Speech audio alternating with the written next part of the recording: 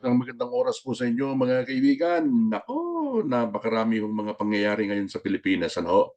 Ako po ang inyong kaibigan. Ako po si Buddy Bernardino mula po dito sa lungsod ng London, dito po sa bansang United Kingdom.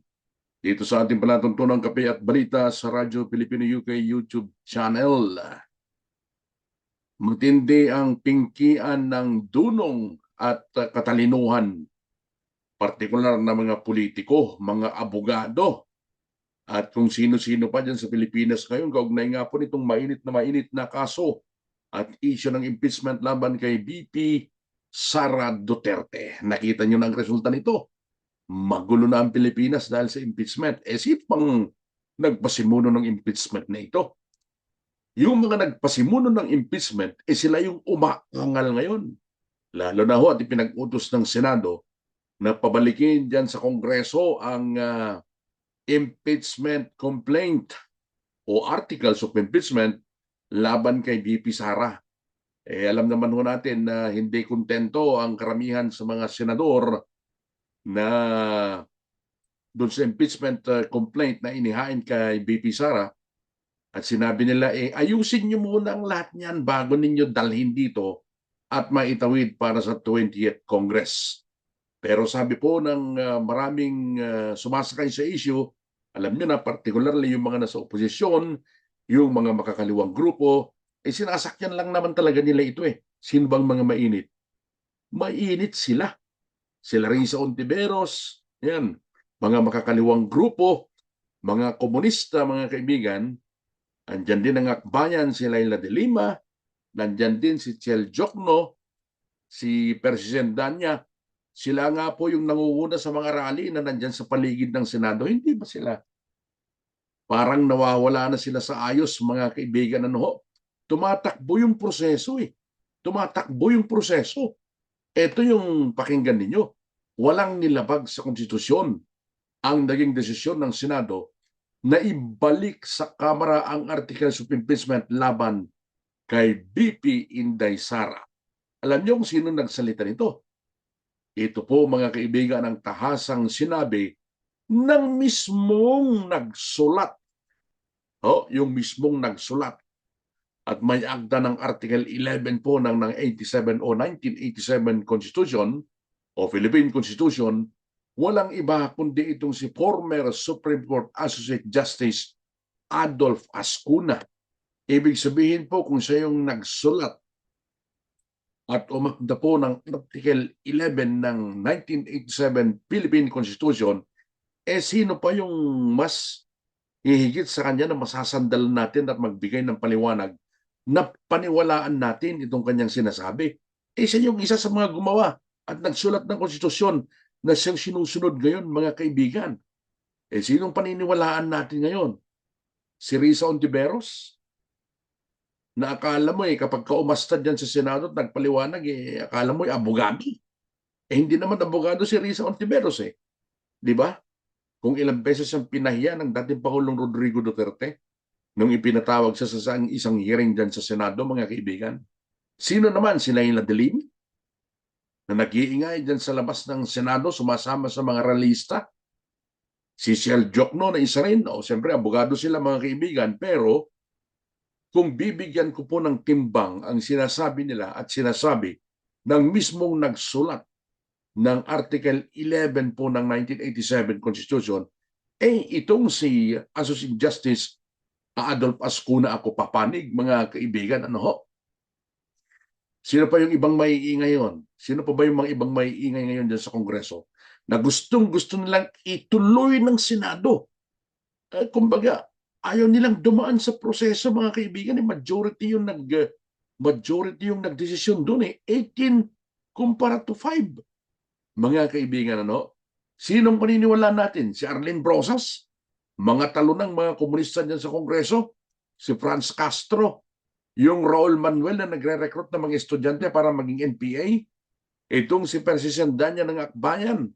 At iba pa na nagmamadali at gustong i-shortcut ang proseso, mga kaibigan? Sana ho, wag naman ganon.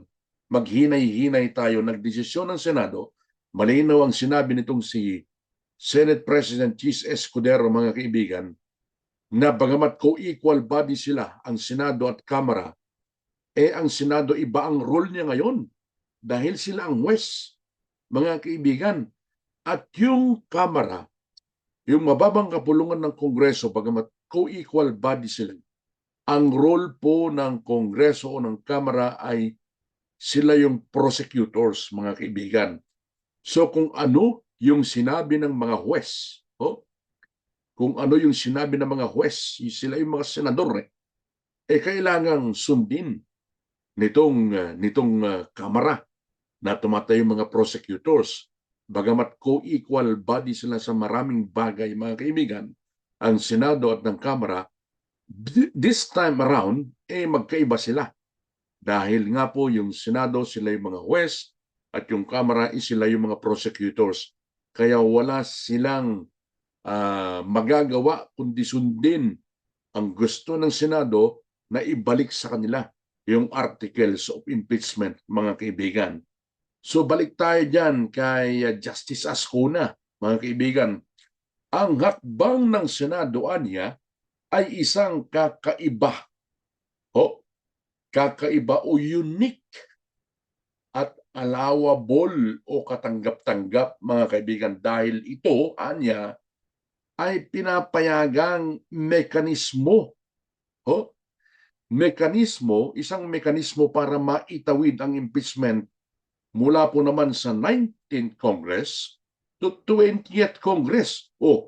Imbes na umangal ng mga Kongreso o ang Kongreso at ng kanilang mga prosecutors, baka nga mas mapadali pa yung impeachment trial. Ganyan din ang basa nitong si Senate President Chis Escudero.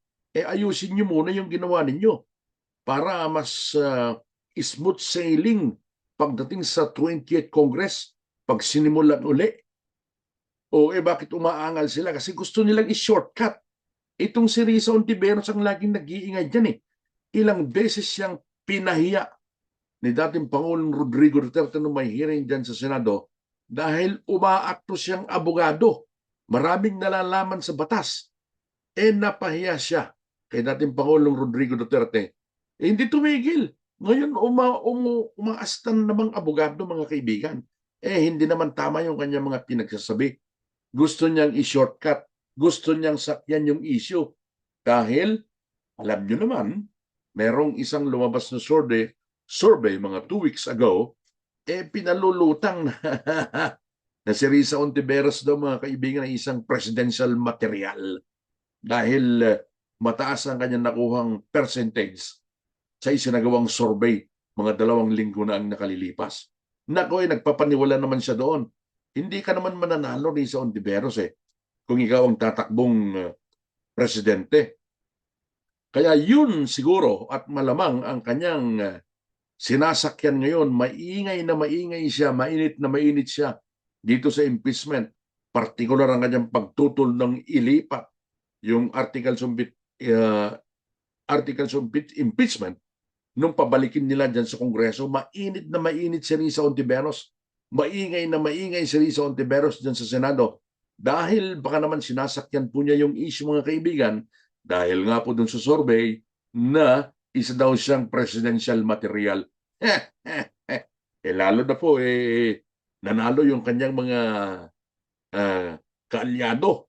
2 nanalo, yung kanyang mga kaalyado, nanalo itong si Francis Pangilinan, itong si Bam Aquino, mga kaibigan. So malakas ang loob niya na nag-iingay ho yan. Pero saliwa naman ang sinasabi ng mga batikang abogado, mga constitutionalists, mga batikang mambabatas, mga kaibigan, Sinabi na mismo dating Senate President Franklin Drilon, nakasama niya sa mga dilawan. Itong si abogado de Batingaw na batikang election lawyer. Mga kaibigan, sinasabi nila na hindi makakatawid sa 20th Congress. Pero tignan ninyo, pinabalik dyan sa Kamara para ayusin, mga kaibigan, para mas smooth sailing pagdating sa 20th Congress. Tutul na tutul itong si Risa Ontiveros at sa iba pang mga umaangal dito. Sino po ba sila? Mga komunista.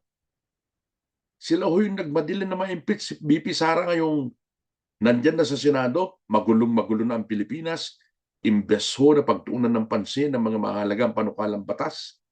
Ngayon, natutuon ang kanilang atensyon dito sa impeachment, which is very divisive, mga kaibigan. Nagkahati-hati, mga kaibigan Pilipino, dahil dito. Magulo ang Pilipinas, walang political stability, mga kaibigan. Sa tingin nyo ba, merong maglalagak ng pondo sa ating bansa na mga investors kung merong nangyayaring political instability sa ating bansa? Wala. Sinong sisisihin natin ngayon dito? Gun out of hand na tong issue na to eh. Sinong sisisihin natin ngayon dito? Yung mga nagmadaling ma-impeach, naghain ng impeachment laban kay Vice President Sara Duterte, mga kaibigan. Iginiit, mga kaibigan, ang dating Associate Justice ng Supreme Court, Adolf Ascuna, ang mas mahalaga dito aniya ay nabuo o na-convene na ang impeachment court, yan ang Senado, kung saan ay mayroon na silang jurisdiction sa kaso. Hindi rin naman anya masasabing na-dismiss ang impeachment case noong ipag-utos ang pagpapabalik dito sa Kamara dahil buhay na buhay pa rin ito, mga kaibigan. So yan, marami ho mga political analyst, mga kaibigan, sa panahong ito. Mag-ingat-ingat tayo sa ating paniniwalaan at manatili po tayo maging mapagmatsyag. Sa mga kaibigan ho at nanonood sa ating channel, kung hindi pa po kayo nakakapag-subscribe, ako naman manghihingi ng isang pabor sa inyo. Baka naman po kayong pwedeng mag-subscribe. Isang subscription lamang sa atin po namang Kape at Balita dito po sa Radyo Pilipino YouTube channel. Ako po ang inyong kaibigan, ako po si Buddy Bernardino from London with Love. Isang magandang oras po sa inyo.